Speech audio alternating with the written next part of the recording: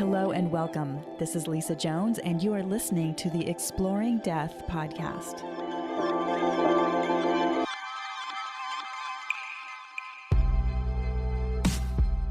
Hello and welcome to the Exploring Death podcast. I'm Lisa Jones, your host, and today I have with me Pegi Robinson. She had a near-death experience at the age of 5 and another one at the age of 25. She considers herself to be the least likely person to have ever written a book, and yet her story had been begging her to write it and wouldn't shut up until she did. Her memoir is called The Will of a Wildflower, which her publisher called deeply tragic yet divine. Pegi is the group leader for the Mid-Ohio Valley International Association of Near-Death Studies, which stands for IANDS, and runs an online group for IANDS, which is for NDE newbies. So anybody that's had a near-death experience and have just had one. So she's helping people with that. She's also been featured at IANDS conferences and in IANDS groups. And we hope to get her here to Maui at some point. Her experiences have been included in reference and research books as well. The Blockage Card, or it is the Blockage Card, and it's simplicity.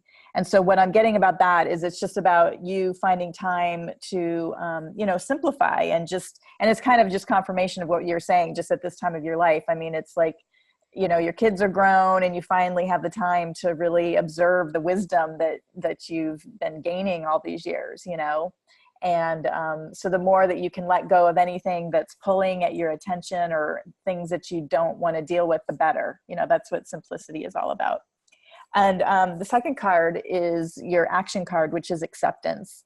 And again, I feel like this is just a confirmation of everything you've said, because I mean, the fact that you've now accepted this as the truth, I mean, it's unfolded for you. Everything, like all the dots finally came together and you have I love that card with your hand on her heart. Yes. Like accepting yourself. Exactly. Yeah. Exactly. And then the outcome card, which I love, once again, this is a total confirmation of your whole entire story, is flow.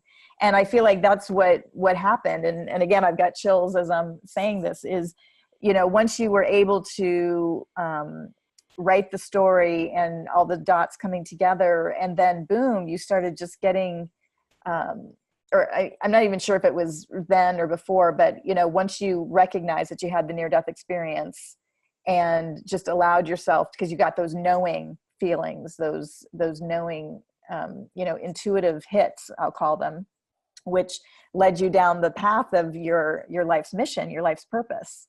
And so then when you wrote the book and you were able to put them all together, it's like puzzle pieces, right? They're all over the place. And then they all flow together and you're like, oh, that's what it is. It makes total sense.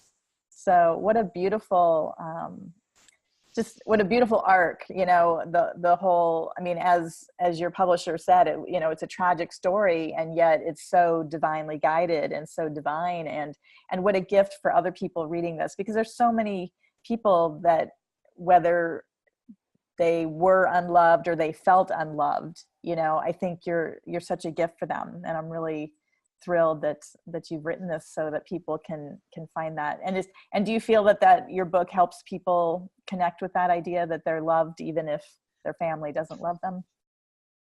I have not, only a few people that have said that they had a similar family or similar, some of them did, and it helped them give a voice to what they felt deep inside, that they felt that was helping their voice. A lot of people I don't know how you lived through that. I didn't know anybody that had a family like that. Some people are so protected through their lives that they can't imagine.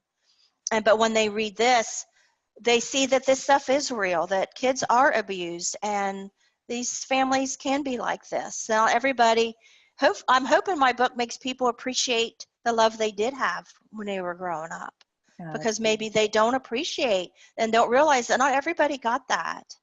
So thank you so much, Pegi, for your time today. And we're certainly looking forward to welcoming you here in Maui to speak at our IANDS group.